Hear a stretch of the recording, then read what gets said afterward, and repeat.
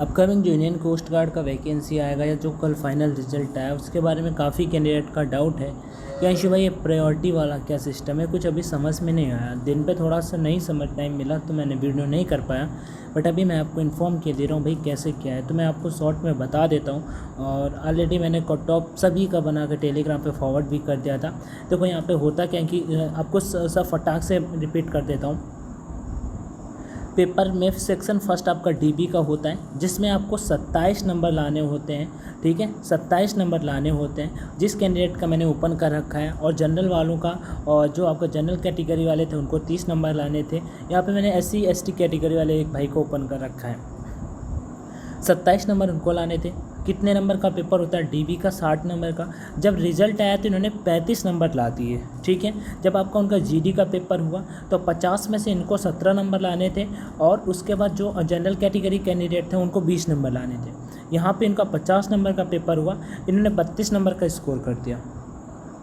Total की अगर बात कर लेते हैं, टोटल 160 नंबर की अगर बात 110 नंबर का पेपर हुआ और इनका जो इन्होंने मार्क्स मारे दोनों का मिला कि 67 नंबर है। उसके यहाँ पे कट ऑफ और नॉविक GD schedule caste SC ST SC category का था।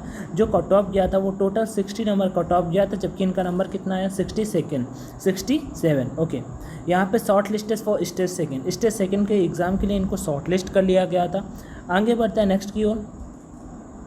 स्टेज सेकेंड रिजल्ट की बात कर लेते हैं। इनका पास दिया गया, डॉक्यूमेंट वेरिफिकेशन पास हो गया, ओवरऑल स्टेज सेकेंड में रिजल्ट में पास हो गए।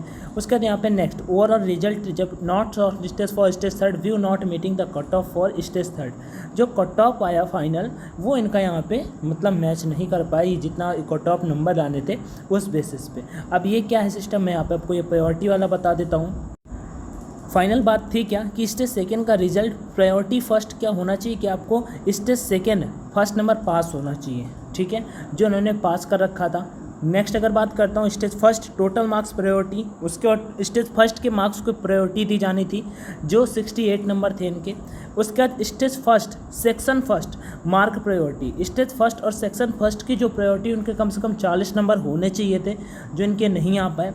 प्रायोरिटी नंबर थर्ड, मतलब प्रायोरिटी समझ रहे हो आपको, ये सारे की सारी चीज़ें, ये सारी की सारी स्टेप फॉलो करने चाहिए।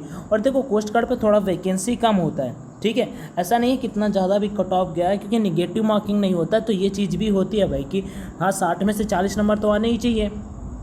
इतना ईजी नहीं होता लेकिन फिर भी चलो आगे बढ़ते हैं। क्लास 12 का लास्ट में देखो ये परसेंटेज वगैरह क्यों देखे गए हैं, क्योंकि आपने पढ़ा होगा नोटिफिकेशन में, मैंने आप सभी को बताया था टाई ब्रेकिंग रूल के बारे में कि अगर आप किसी भी दो कैंडिडेट के बराबर हो जाते हैं तो फिर ये सारी की सारी चीज़ें वहाँ पे मैच कराई जाएंगी। उसके बाद यहाँ पे अगर इन तीनों चीज़ों में आप किसी कैंडिडेट के बराबर आ जाते हो, ये चीज़ें फॉलो करने के बाद नेक्स्ट अगर क्लास 12 के परसेंटेज देखे जाएंगे, किसके परसेंटेज ज़्यादा हैं। तो अगर इनका जैसे कि अगर आप यहाँ पे नंबर ही ज़्यादा ला दे तो आप यहाँ पे जैसे इनका 110 में से उतना मार्क आया, इनका 80 नंबर होते कोई इनका सिलेक्शन रोकने वाला नहीं था, लेकिन फाइट हो गई जाके।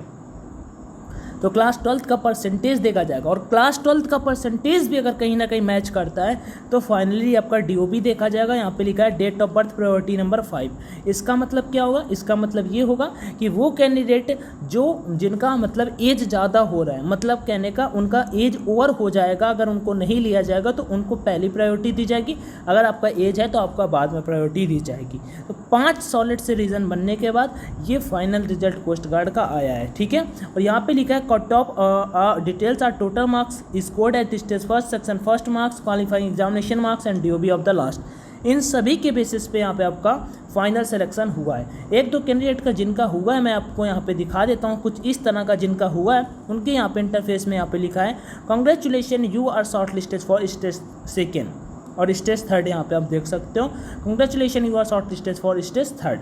ओके, नेक्स्ट यहाँ पे आप और भी दिखा देता हूँ, कुछ कैंडिडेट को डॉक्यूमेंट्स में भी आउट किया गया। उससे पहले एक बात, आप में से कोई भी अनअकैडमी में प्लस लेना चाहता है तो डेफिनेटली कर सकते हो। टॉप मतलब टाइम से न्यू बैचेस आते रहते हैं। आज़ादी NDA सेकंड बैच आपका स्टार्ट हो चुका है, डिटेल बैच है यहाँ पे जो 15 अगस्त से स्टार्ट हो रहे हैं। अगर इसे इनरोल कर लोगे तो डेफिनेटली आपका अपकमिंग एयरफोर्स एंड नेवी का एग्जाम भी क्लियर हो जाएगा। Pride air force section Y group complete batch है, उसका 20% डिस्काउंट मिल जाएगा। कॉम्बो ऑफर अगर आप SSB के लिए भी अप्लाई करते हो साथ में टाइम दिया होता है। अगर यहाँ पे मान लो आप 12 मंथ का सब्सक्रिप्शन लेते हो तो 2 मंथ का आपको फ्री में मिल जाएगा अपना कोड यूज करने के बाद। तो जैसे ही आप यहाँ पे टाइम सेलेक्ट करोगे, टाइम सेलेक्ट करने के बाद यहाँ पे कोड का ऑप्शन आता है, नीचे कोड अप्लाई कर देना होता है ऑनलाइन D50। जैसे ही आप ONLI यानी D50 डालोगे तो आपको 10% का डिस्काउंट मिल जाएगा। उसके बाद एक बात और बता देता हूँ, आप करना कि आपने कभी भी स्टडी किया तो वहाँ पे आपका रिडीम का आ रहा होगा तो 10% उससे मिल जाएगा, आपको टोटल 20% का डिस्काउंट मिल जाएगा। तो ये सारी चीज़ें हैं जो आप फॉलो कर सकते हो, और अगर आपको कुछ समझ में ना आए तो मुझे कमेंट सेक्शन में बता सकते हो।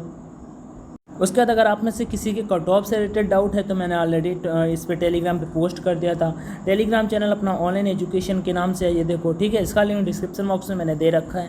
यहाँ पे अगर थोड़ा सा कट ऑफ थोड़ा सा बात कर लेते हैं GD की, तो अनरिजर्व मतलब जनरल का 79, SC का 68, OBC का 71, ST का 66 और EWS का 66 नंबर गया है। आगे अगर बात कर लेते हैं DV की फाइनल कट ऑफ की, तो अनरिजर्व का 51, SC का 40, EWS का 39, OBC का 48 और ST का 40। और अनरिजर्व की बात कर लेते हैं, यहाँ पे यांत्रिक में अनरिजर्व का 70, OBC का 73 और EWS का 58। अभी अगर आपका कोई भी डाउट बन रहा है तो आप मुझे कमेंट सेक्शन में ज़रूर बता सकते हो। उसके बाद देखो, एक कैंडिडेट को यहाँ पे मार्क वगैरह पे भी आउट किया गया। इन्होंने केवल DB के लिए आई थिंक फॉर्म को अप्लाई किया था। 60 में 47 मार्क्स इनके आए थे, काफ़ी अच्छे खासे मार्क थे इनका, लेकिन डॉक्यूमेंट वेरिफिकेशन में इनको फेल कर दिया गया। इस वजह से नहीं हुआ, अदरवाइज इनका आई थिंक फाइनल पे तो हो ही जाना था। तो यहाँ पे इनका आप देख सकते हो कि डॉक्यूमेंट वेरिफिकेशन में ये फेल कर दिया गए। आई थिंक जो न्यू लिस्ट आई थी उसमें इनका कुछ गड़बड़ था, इस वजह से इनका सिलेक्शन फाइनल नहीं हुआ। वैसे अभी भी अगर आपका कोई डाउट बन रहा हो तो मुझे कमेंट सेक्शन में बता सकते हो। थैंक यू, जय Hind and all the best.